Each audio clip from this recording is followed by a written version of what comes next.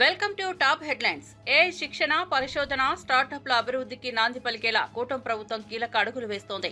ప్రముఖ సంస్థ ఎన్విడియాతో రాష్ట్ర ప్రభుత్వం అవగాహన ఒప్పందం కుదుర్చుకుంది. మంత్రి నారా లోకేష్ సమక్షంలో ఈ ఒప్పందం జరిగింది. ఇందులో భాగంగా 10,000 మంది విద్యార్థులకు ఏఐ శిక్షణ అందించనున్నారు. అలాగే 500 ఏఐ స్టార్టప్లకు ప్రయోజనం కలగనుంది. ఏఐ యూనివర్సిటీ ఏర్పాటు లక్ష్యంగా రాష్ట్రాన్ని దేశంలోనే అగ్రగామిగా తీర్చిదిద్దేందుకు ఈ ఒప్పందం దోహదం చేస్తుందని అధికారులు తెలిపారు. విద్యారంగం, ఐటీ రంగాన్ని మరింత ఆధునీకరించేందుకు ఇది కీలకంగా మారనుందని పేర్కొన్నారు. యువతకు నైపుణ్య శిక్షణతో పాటు నూతన అవకాశాలు సృష్టించే దిశగా ప్రభుత్వం చొరవ చూపుతోంది. ఏఐ విప్లవాన్ని అందిపుచ్చుకునే లక్ష్యంతో సరికొత్త ప్రణాళికను అమలు చేస్తున్నట్లు సమాచారం.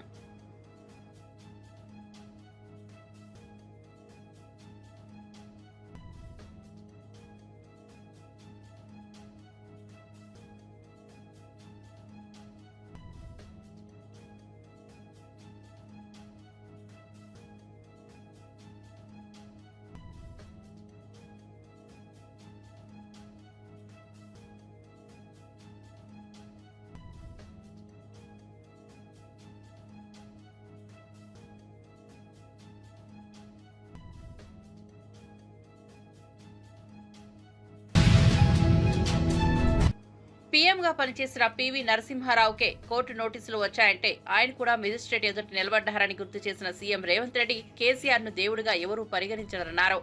ఒక్క నోటీసు రావడానికే భయపడుతున్న కేసీఆర్ ఎలా ప్రజల ఆస్తులను సమర్థవంతంగా రక్షిస్తారని ప్రశ్నించారు. తాము నెలల తరబడి జైల్లో ఉన్నప్పుడు స్పందించిన వారు ఇప్పుడు మాత్రం హడావిడిగా వ్యవహరించడాన్ని ఎండగట్టారు. కాళేశ్వరం ప్రాజెక్టుపై కమిషన్ తీసుకున్నదెవరు? కాంగ్రెస్ తీసిందా అని అడుగుతున్న కేసీఆర్ ముందుగా కవిత వేసిన ప్రశ్నకు సమాధానం చెప్పాలన్నారు. న్యాయ వ్యవస్థ ముందు సమర్పించుకోవడం నుంచి తప్పించుకునే ప్రయత్నాలు చేయడం తగదన్నారు. ఏ ఒక్కరిని ఉద్దేశించి కాదు, వ్యవస్థలో న్యాయం జరగాలన్నదే తమ లక్ష్యమని స్పష్టం చేశారు. ఇవాళ ఒక్క నోటీస్ ఇస్తేనే ఆయన ఆగమాగం అవుతున్నాడు. నెలల కొద్ది జైళ్ళల్లో గడిపిన మేమేమనుకోవాలి? నువ్వు దేవుడువా? నువ్వు మనిషివే కదా. ఆనాడు ప్రధానమంత్రిగా పనిచేసిన పివి నరసింహారావు ఒక సెషన్స్ మేజిస్ట్రేట్ ముందర పోయి చేతులు కట్టుకొని నిలబడ్డాడు కోర్టు నోటీస్ ఇస్తే. మీకెందుకయ్యా అంత బలుపు? మీరు చేసిన తప్పులకి ఇవాళ కమిషన్ నోటీస్ ఇచ్చింది. జవాబు చెప్పాల్సింది పోయి ఎదురుదాడి మా మీద చేస్తున్నారు. నువ్వు మా మీద దాడి చేసుడు కాదు, ఇది కాళేశ్వరం కమిషనా కాంగ్రెస్ కమిషనా అడుగుడు కాదు. నీ పార్టీలో ఉన్న దయ్యాల గురించి నీ బిడ్డనే చెప్పింది కదా. ఆ దయ్యాలు కొద్ది దయ్యాలు ఎవడో తెలంగాణ ప్రజల్ని ఎట్లా పట్టి పీడిస్తుండ్రో ఇవాళ నీ బిడ్డ అడిగిన ప్రశ్నకు సమాధానం చెప్పమని బీఆర్ఎస్ నాయకులను అడుగుతున్నా. ఇప్పటి నుంచి అది దయ్యాల రాజ్య సమితే తప్ప అది భారత రాష్ట్ర సమితి కాదు. అది దయ్యాల పార్టీ అని మన కార్యకర్తలు ఊరూరాలు చెప్పాలి. ఎవడు కనిపించినా ఒకటే చెప్పారు, అరే దయ్యాలు వచ్చినాయి రా భయ అని. ఇంకా వాళ్ళని పేరు పెట్టి పిలువకారు ఎక్కడ కూడా. కనిపిస్తే చాలు దయ్యాలు వస్తున్నాయని ప్రజలకు చెప్పండి. ఎందుకంటే దయ్యాలతో ఉన్న ప్రమాదం తెలంగాణ ప్రజలకు తెలవాల్సిన అవసరం ఉన్నది. రేపల్లె నియోజకవర్గంలోని పార్టీ కార్యాలయంలో మంత్రి అనగాని సత్యప్రసాద్ ప్రజల నుంచి నేరుగా అర్జీలు స్వీకరించారు. అనంతరం మాట్లాడిన ఆయన గత ఏడాది కాలంలో రోజుకో మంచి పని చొప్పున దాదాపు 300కు పైగా ప్రజలకు లబ్ధి కలిగించే పనులు చేశామని వెల్లడించారు. పెన్షన్ల పంపిణీ అన్న క్యాంటీన్, దీపం పథకం, డిఎస్సి నోటిఫికేషన్ వంటి సూపర్ 6 పథకాలను విజయవంతంగా అమలు చేస్తున్నామన్నారు. ఈ నెలలో అన్నదాత సుఖీభవ ప్రారంభిస్తామని, వచ్చే నెలలో తల్లికి వందనం, ఆగస్టు 15 నుండి ఉచిత బస్సు పథకం అమలు చేయనున్నట్లు వివరించారు. చంద్రబాబు పాలన అనుభవంతో రాష్ట్రాన్ని తిరిగి పునర్నిర్మించేందుకు కృషి చేస్తున్నామని చెప్పారు.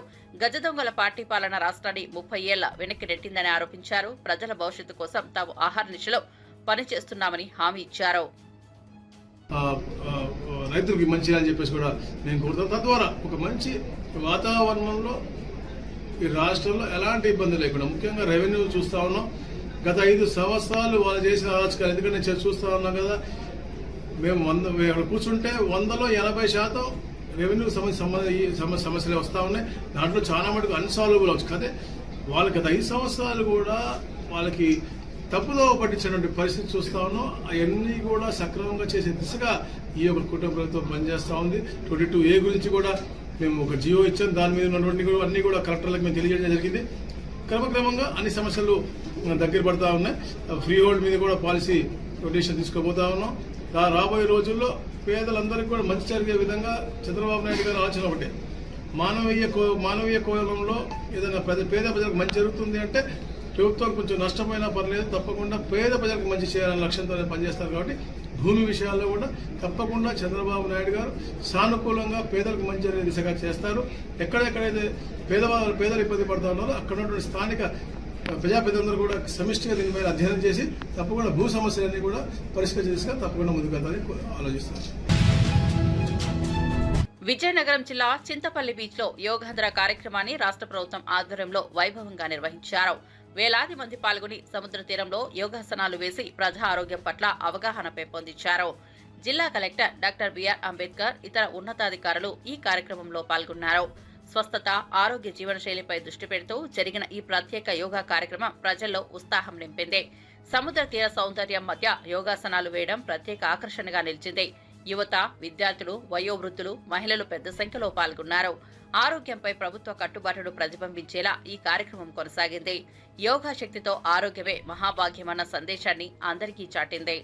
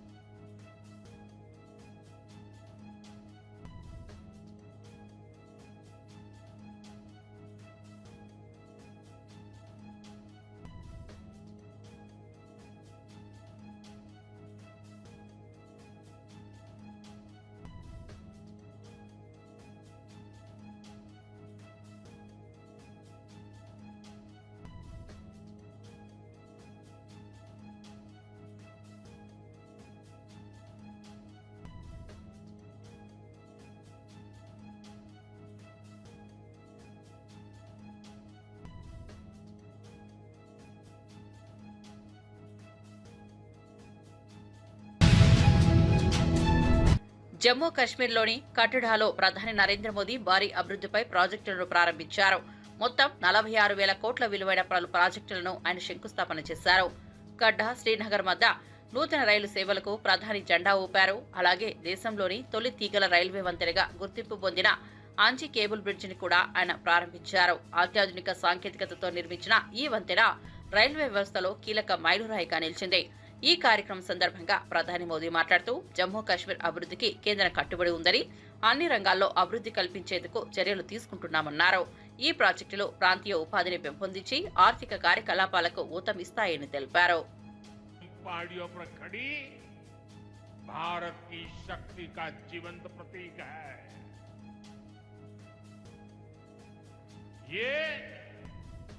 भारत के उज्जवल भविष्य की सिंह गर्जना है। ये दिखाता है विकसित भारत का सपना जितना बड़ा है उतना ही बुलंद हमारा हौसला है, हमारा सामर्थ्य है। और सबसे बड़ी बात नेक इरादा है, अपार पुरुषार्थ है। साथियों, चिनाब ब्रिज हो या फिर अंजी ब्रिज, ये जम्मू की और कश्मीर की दोनों क्षेत्रों की समृद्धि का जरिया बनेंगे। इससे टूरिज्म तो बढ़ेगा ही, इकोनॉमी के दूसरे सेक्टर्स को भी लाभ होगा। जम्मू और कश्मीर की रेल कनेक्टिविटी दोनों क्षेत्रों के कारोबारियों के लिए नए अवसर बनाएगी। इससे यहां की इंडस्ट्री को गति मिलेगी। अब कश्मीर के सेब कम लागत में देश के बड़े बाजारों तक पहुंच पाएंगे और समय पर पहुंच पाएंगे।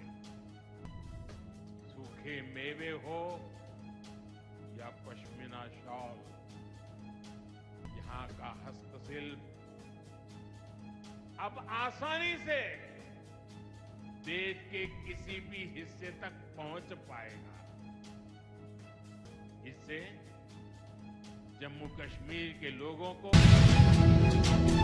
రేపిస్టులు గంజాయిమాయలో హత్యాయత్నానికి పాల్పడిన వారు కూడా జగన్ మాటల్లో చిన్నపిల్ల కాయలటని మండిపడ్డారు మాజీ మంత్రి ఆనం వెంకటరమణారెడ్డి.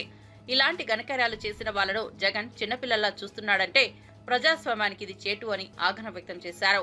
పోలీస్ కానిస్టేబుల్ పై హత్యాయత్నం చేసిన వారు జగన్ తప్పు పట్టడమే కాదు వారిని సమర్థించడం దారుణమన్నారు.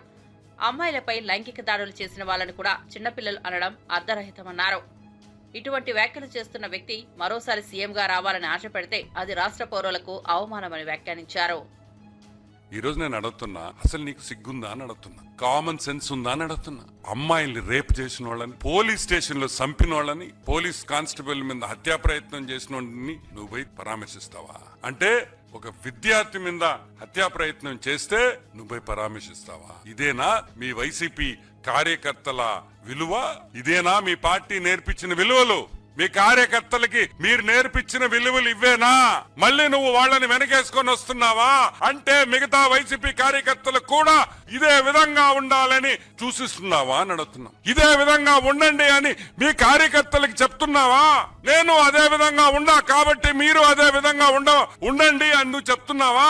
నువ్వు ఏం మెసేజ్ ఇస్తున్నావు వైసీపీ కార్యకర్తలకి? మీరు రేప్ చేయండి, దొంగతనాలు చేయండి, పోలీసు వాళ్ళ మీద హత్యా ప్రయత్నాలు చేయండి, మిమ్మల్ని జైల్లో వేస్తే నేను వచ్చి పరామర్శిస్తా అని నువ్వు నీ కార్యకర్తలకు చెప్తున్నావా అని అడుగుతున్నాం. మళ్ళీ పోలీసు వాళ్ళ మీద విమర్శలు, వాళ్ళు తప్పు చేశారని. ఏం చేయాలా? కాదురా, ఏం చేయాలరా? నాకు చెప్పండి రా, ఏం చేయాలా? హత్యా ప్రయత్నం చేస్తే ముద్దు పెట్టాలా?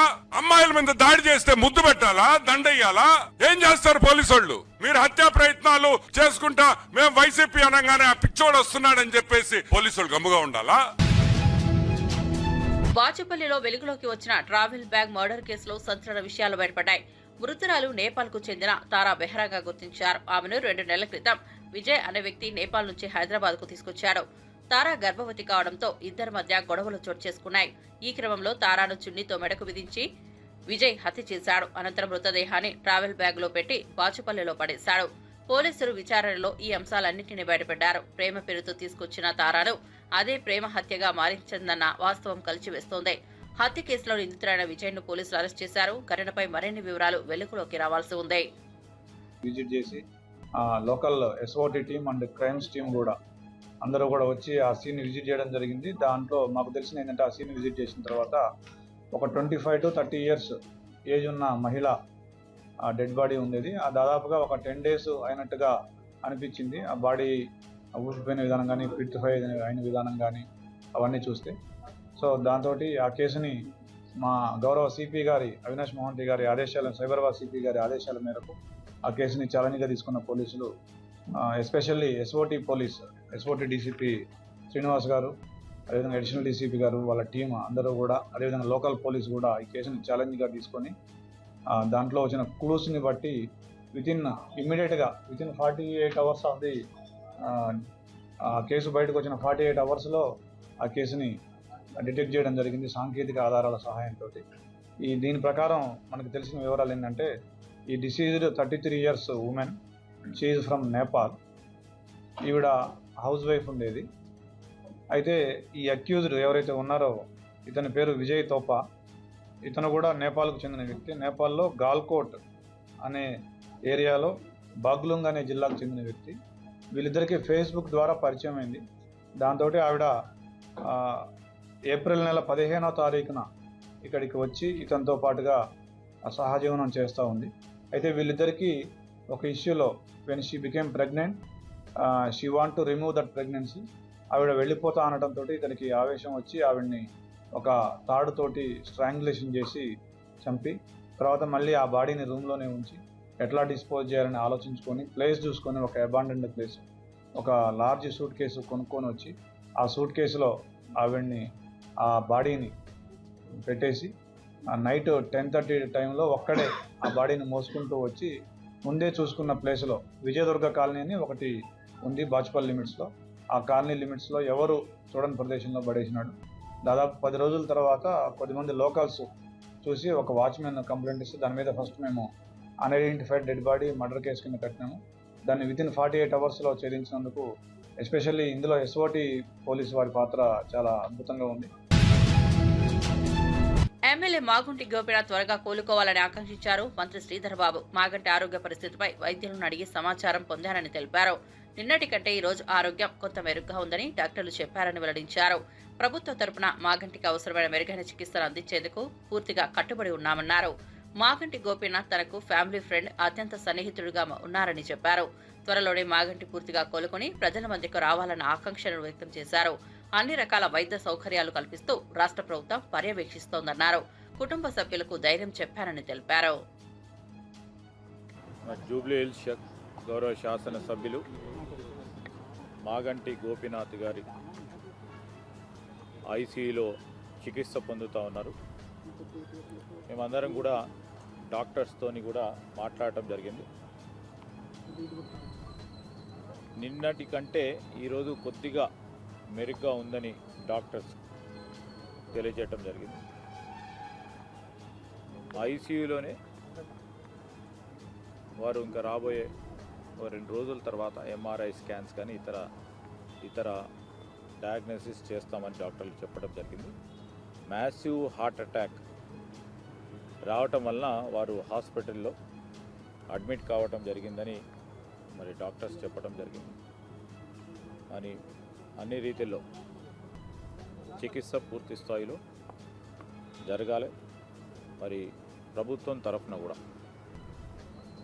ఒకటి మా శాసనసభ్యులు, రెండవది నాకు కూడా అత్యంత చాలా దగ్గర సన్నిహితులుగా, మా ఫ్యామిలీ ఫ్రెండ్గా, ఒక బ్రదర్గా మాకు కూడా బాగా సుపరిచితులు. నేను, మా భానుప్రసాద్ గారు, మా శాసన మండలి సభ్యులు ఇప్పుడే మరి మొదటగా మరి వారి గురించి తెలుసుకోవడానికి, రెండవది డాక్టర్స్ అందరితో కూడా సంప్రదించి కండిషన్ కూడా తెలుసుకోవాలని, కావాల్సిన చికిత్సకు సంబంధించి ఇంకా మెరుగైన చికిత్సకి ఎక్కడైనా ఏదైనా అవసరం ఉంటే తప్పకుండా ప్రభుత్వం తరఫున చికిత్స చేయడానికి అన్ని ఏర్పాట్లు కూడా చేయడం జరుగుతుందని వారికి తెలియజేయడం జరిగింది. రికవరీ విషయంలో ఆసుపత్రి వారు డాక్టర్స్ హెల్త్ బులెటిన్ కూడా డిక్లేర్ చేయడం జరుగుతుంది. త్వరగా కోలుకోవాలని మేము ఆశిస్తా ఉన్నాం. తెలంగాణ ప్రయోజనాలను బలికొట్టే కుట్రలు జరుగుతున్నాయని బీఎస్ఆర్ నేత పల్లె రవికుమార్ గౌడ్ తీవ్ర ఆరోపణలు చేశారు. వరద జలాల పేరుతో గోదావరి నుంచి 200 టీఎంసీలన్నింటినీ ఏపీకి తరలించే ప్రయత్నాలు జరుగుతున్నాయని, ఇది చంద్రబాబు నాయుడు కుట్రలో భాగమన్నారు. కృష్ణానది జలాల్లో జరిగిన దోపిడీ తరహాలోనే గోదావరిలోనూ నీటి దోపిడీకి బాబు కుట్ర పడుతున్నారని విమర్శించారు. వనకచెల్ల ప్రాజెక్టుకు కేంద్ర అనుమతులు తెచ్చేందుకు చంద్రబాబు సలహాలు తీసుకుంటున్నారని ఆరోపించారు. కాళేశ్వరం ప్రాజెక్టు పైన కుట్ర జరుగుతుందని అన్నారు. మోదీ, చంద్రబాబు, రేవంత్ రెడ్డి కలిసి తెలంగాణపై కుట్రలు చేస్తున్నారని పల్లె రవికుమార్ గౌడ్ మండిపడ్డారు. కాంగ్రెస్, బీజేపీలు చేస్తున్న డ్రామాను ప్రజల్లో ఎండగడతామని హెచ్చరించారు. కుట్రపూరితంగా ప్రయత్నం చేస్తున్నాడు. అటు దానికి నివేదిక కూడా ప్రతిపాదన కూడా తయారు చేసి 81,500 కోట్లతోటి దాన్ని ప్రతిపాదన తయారు చేసుకొని కేంద్ర ప్రభుత్వం దగ్గర కలిసి దాని కేంద్ర ప్రభుత్వాన్ని కూడా ఇన్ ప్రిన్సిపల్గా ఒప్పించుకున్నాడు. దానికి 50% కేంద్ర ప్రభుత్వం ఆర్థిక సహాయం చేయటం, మిగతా 50% కేంద్ర ప్రభుత్వం సహకారంతో లోన్ ఇప్పించేటటువంటిది ఒక పెద్ద ఎత్తున ప్రయత్నం జరుగుతుంది. ఇది గతంలో ఏ విధంగానైతే కృష్ణానది పైన ఉన్నటువంటి కృష్ణానదిలో తెలంగాణకు ఏ విధంగా అయితే అన్యాయం జరిగిందో ఉమ్మడి రాష్ట్రంలో, ఇవాళ తెలంగాణకు ఉన్నటువంటి గోదావరి మిగిలిన గోదావరి జలాలే, ఆ గోదావరి జలాలని కూడా గతంలో ఏ విధంగానైతే కృష్ణా జలాల్ని తరలించుకుపోయినారో ఇవాళ గోదావరి నదిని మలుపుపై ఒక కుట్ర జరుగుతుంది. దానికి గోదావరి, బంకచెర్ల, తద్వారా కావేరీ నది అనుసంధానం ద్వారా తమిళనాడుకు తీసుకుపోయేటటువంటిది ఒకవైపున చంద్రబాబు నాయుడు, మరొక వైపున నరేంద్ర మోడీ గారి ప్రయత్నం రాజకీయ ప్రయోజనాల కోసం జరుగుతుంది. దీనికి సంబంధించి ఇవాళ అనేక చర్చ జరుగుతుంది, అనేకటువంటి అభిప్రాయాలు వ్యక్తమవుతున్నాయి. దానికి సంబంధించి కనీసం మంత్రివర్గంలో చర్చించి దాన్ని ఏ విధంగా నిలువరించడానికి అటు కేంద్ర ప్రభుత్వం మీద కానీ ఆంధ్రప్రదేశ్ ప్రభుత్వం మీద కానీ ఎటువంటి ఒత్తిడి తీసుకురావాలే కానీ లేదా అన్ని పార్టీలను ఇక్కడ ఏ విధంగా భాగస్వామ్యం చేయాలన్నటువంటి విషయంలో కనీసం కూడా ఒక ప్రయత్నం కూడా లేదు, అటువంటి చర్చ కూడా లేదు. అంటే దీని అర్థం ఏంటంటే, దీనికి నాకు అనిపిస్తున్నది ఏంటంటే, ఎటువంటి పరిస్థితులు కూడా మరొక వైపునేమో కాళేశ్వరం తెలంగాణకు వరప్రదాయినిగా ఉండేటటువంటి కాళేశ్వరం మేడిగడ్డ ప్రాజెక్టునేమో ఒక నిరర్ధకంగా మార్చేటటువంటి ఒక దుర్మార్గమైనటువంటి కుట్రపూరితమైనటువంటి వ్యూహం కొనసాగుతున్నది. మరొక వైపునేమో ఈ గోదావరి జలాన్ని కింద చంద్రబాబు నాయుడు ఆంధ్రకు తీసుకుపోయేటటువంటి ప్రయత్నం జరుగుతుంది. ఇది అంతా కూడా చంద్రబాబు నాయుడు, నరేంద్ర మోడీ గారు ప్రభుత్వ ఉద్యోగుల సమస్యలపై తక్షణ స్పందనతో కీలక నిర్ణయాలు తీసుకున్నట్లు డిప్యూటీ సీఎం బట్టి విక్రమార్క తెలిపారు. ప్రభుత్వం ఉద్యోగుల సంక్షేమానికి కట్టుబడి ఉందని, వారి సమస్యల పరిష్కారానికి కేబినెట్లో చర్చించి నిర్ణయాలు తీసుకున్నామని తెలిపారు. పీఆర్సీ అమలు, పదోన్నతులు, పెండింగ్ బకాయిల చెల్లింపుపై తగిన చర్యలు చేపడతామని హామీ ఇచ్చారు. ఉద్యోగుల భవిష్యత్తుకు మేలు కలిగించేలా ప్రభుత్వ విధానాలు రూపొందిస్తున్నామని తెలిపారు. ఉద్యోగులు ప్రభుత్వం పట్ల నమ్మకం ఉంచాలన్నారు. త్వరలోనే ఉత్తర్వులు జారీ చేసి ప్రయోజనాలు అందిస్తామని బట్టి విక్రమార్క స్పష్టం చేశారు. డిఏ సంబంధించి ఉద్యోగ సంఘాలు ఎదురు చూస్తూ ఉన్నారు.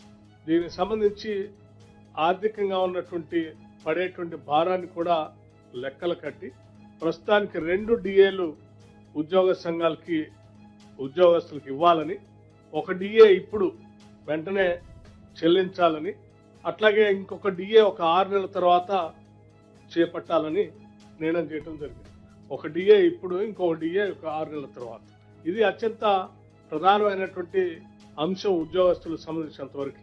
అట్లాగే ఆర్థికంగా రాష్ట్ర ప్రభుత్వం పైన, ఖజానా పైన పడేటువంటి భారాలు సంబంధించినటువంటి అంశాలు, ప్రధానమైనటువంటి అంశాలు కూడా వారికి ఉపయోగకరంగా ఉండేటట్టుగా కొన్ని నిర్ణయాలు చేయడం జరిగింది. దాంట్లో హెల్త్ కార్డ్స్ సంబంధించి ఒక ప్రధానమైనటువంటి అంశం. హెల్త్ కార్డు సంబంధించి వారు ప్రత్యేకంగా ఉద్యోగస్తులతో కానీ నాతో కానీ మాట్లాడినప్పుడు ప్రతి ఉద్యోగి 500 రూపాయల లెక్క కాంట్రిబ్యూట్ చేస్తూ సంవత్సరానికి వారు పోగేసినటువంటి అమౌంట్కి సమానంగా ఈక్వలెంట్ అమౌంట్ని రాష్ట్ర ప్రభుత్వం నుంచి కూడా కాంట్రిబ్యూట్ చేసి దాన్ని ఒక ట్రస్ట్ రూపేణా ఏర్పాటు చేసి ఆ ట్రస్ట్కి సంబంధించి రాష్ట్ర ప్రభుత్వ ప్రధాన కార్యదర్శి స్థాయితో ట్రస్ట్ చైర్మన్గా, అధికారులకు సంబంధించి కొద్దిమంది, ఉద్యోగాలకు సంబంధించినటువంటి వాళ్ళతో కూడా కొద్దిమందిని కలిపి ఒక ట్రస్ట్ని ఏర్పాటు చేసి ఎటువంటి ఆరోగ్యపరమైనటువంటి అంశాలు తలెత్తినా వాళ్ళకి ఈ ట్రస్ట్ ద్వారా వెసులుబాటు కల్పించేటువంటి నిర్ణయాన్ని చేయటం జరిగింది.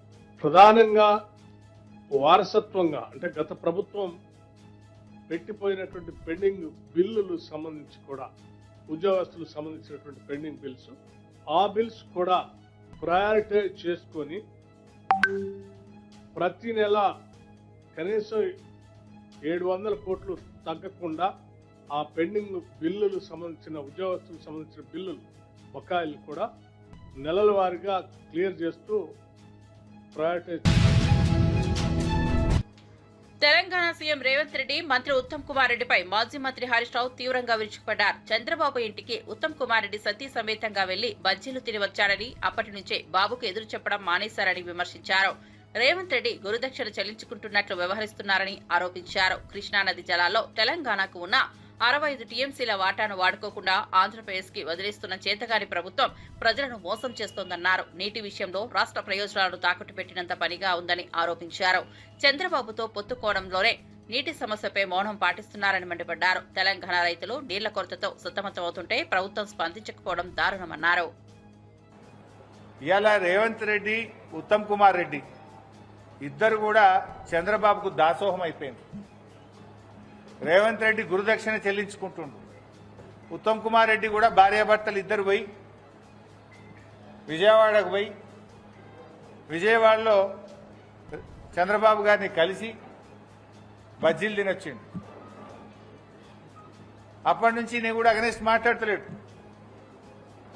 కృష్ణా నదీ జలాల్లో 10 ఏళ్ల రాష్ట్ర చరిత్రలో ఎప్పుడూ కూడా వాడనంత తక్కువ నీళ్లు వాడింది ఈ సంవత్సరం కాంగ్రెస్ ప్రభుత్వం. కిందికి నీళ్లు వదిలింది, మొత్తం ఆంధ్రాకు దాసోహం చేసి ఖమ్మం, నల్లగొండ, మహబూబ్ నగర్ జిల్లాల్లో పంటలు ఎండబెట్టింది కాంగ్రెస్ ప్రభుత్వం. క్రాప్ హాలిడే ప్రకటించింది కాంగ్రెస్ ప్రభుత్వం.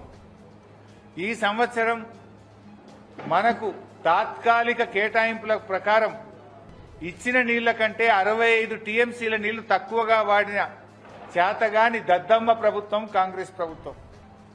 ఇలా 65 టీఎంసీలు తక్కువ వాడడం అంటే 6,50,000 ఎకరాలకు పంటకు నీళ్లు ఇవ్వకపోవడమే.